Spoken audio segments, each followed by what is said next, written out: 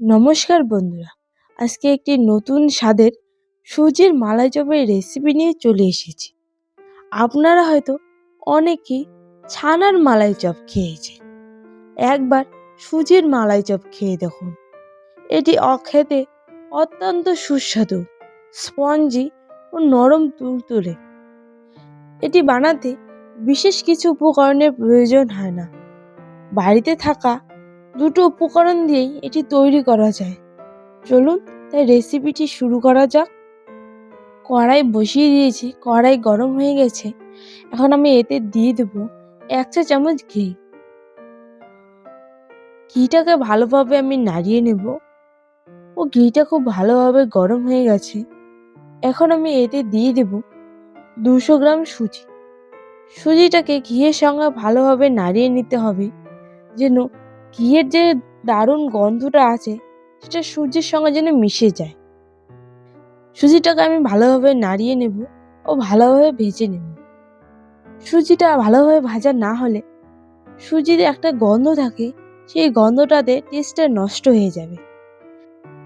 সুজিটা খুব ভালোভাবে ভাজা হয়ে গেছে এবং হালকা ব্রাউন কালার চলে এসে দেখুন, তার মানে বুঝে নেব সুজিটা খুব ভালোভাবে ভাজা হয়ে গেছে।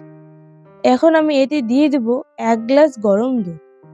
আপনারা চাইলে জল দিয়েও করতে পারেন, কিন্তু জল দিয়ে করলে এর স্বাদ অতটাও বেশি ভালো হবে না।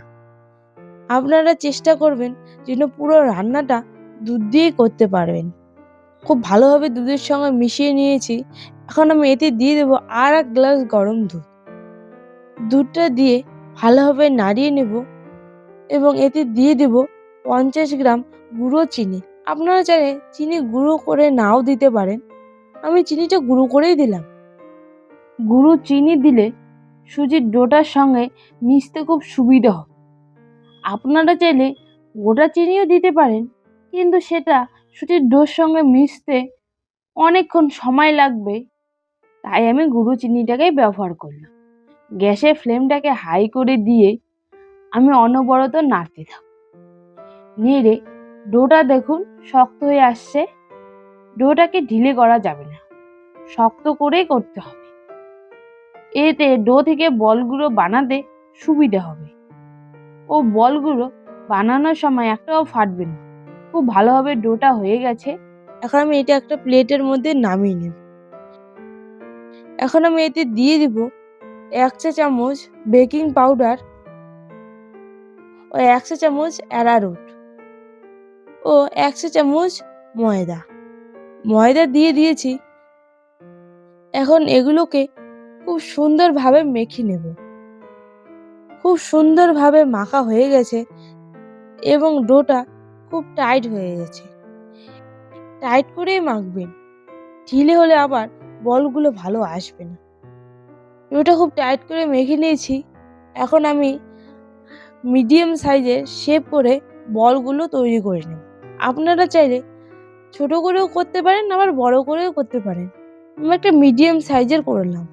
দেখুন কত সুন্দর বলগুলো হচ্ছে, একটাও ফাটছে না।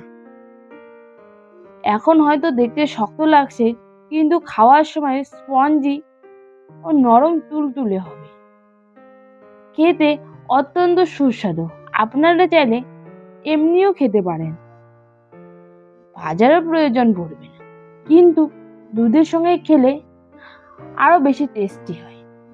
আপনাদের সাথে কথা বলতে বলতে খুব সুন্দরভাবে বানানো হয়ে গেছে। দেখুন 200 গ্রাম সুজি দিয়ে কতগুলি বল হয়ে গেছে। গ্যাস চালিয়ে হাই ফ্লেমে জ্বালিয়ে তেলটা দিয়ে দিব।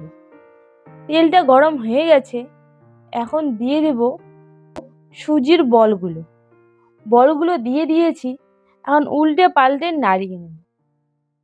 এক পাশ হয়ে গেছে, আর এক পাশ করে নাড়িয়ে নেব। এতে বলগুলোর এপিঠ ওপিঠ খুব সুন্দর করে ভাজা হয়ে যাবে। দেখুন একটু ব্রাউন কালারের চলে এসেছে। এইভাবেই দুই পাশে হালকা হালকা ব্রাউন কালারে চলে আসবে। আমি বেশি ভাজবো না, হালকা ভেজেই নামিয়ে নেব। দেখুন কত সুন্দরভাবে ভাজা হয়ে গেছে। এখন আমি বলগুলোকে ঝাঁঝরির সাহায্যে হালকা ঝেঁকে নামিয়ে নেব। বলগুলো খুব সুন্দরভাবে নামিয়ে নিলাম। এখন আবারও বাকি বলগুলো ওই তেলেই ভেজে নেব। এই বলগুলোকেও আগের বলগুলোর মতোই সুন্দর করে এপিঠ ওপিঠ উল্টে ভেজে নেব। আগের মতো হালকা ব্রাউন কালার চলে আসবে তখনই ঝাঁঝরির সাহায্যে নামিয়ে নেব। খুব সুন্দরভাবে নামিয়ে নিচ্ছি। বলগুলো একটাও ফাটছে না, দেখুন আগেরগুলোর মতনই খুব সুন্দরভাবে হয়ে গেছে।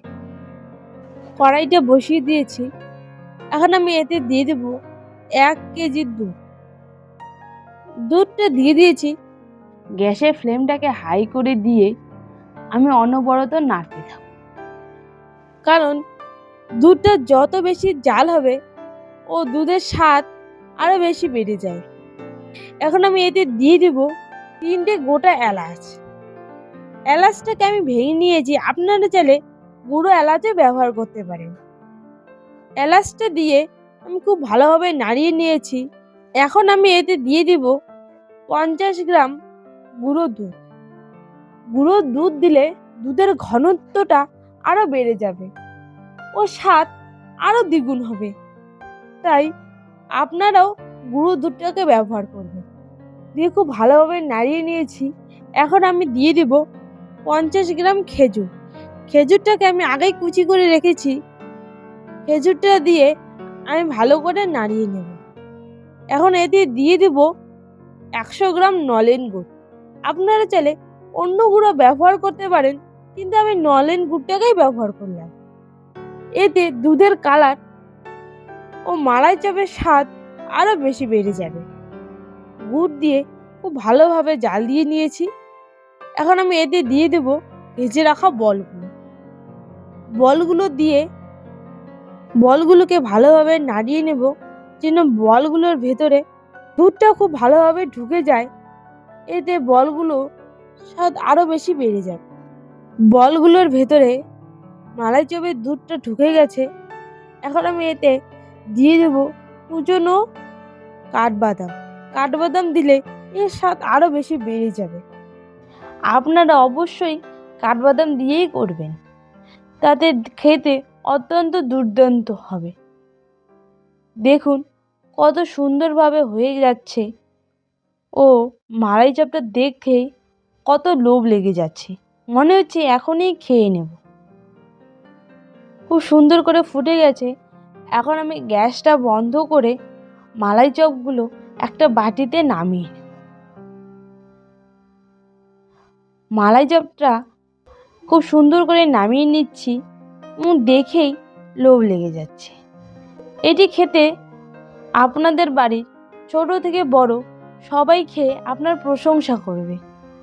ও খেতে দারুণ টেস্টি ও সুস্বাদু। ওপর থেকে আমি আরেকটু কাঠবাদাম কুচি ছড়িয়ে দেব।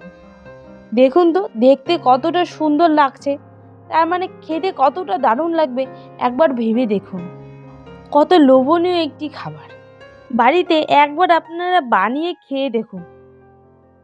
অল্প ঘরের কিছু উপকরণ দিয়েই খুব সুন্দর করে বানানো যায়, এবং একবার খেলে আপনারা সবাই বারবার খেতে চাইবেন। এর স্বাদ আপনারা কখনোই ভুলতে পারবেন না।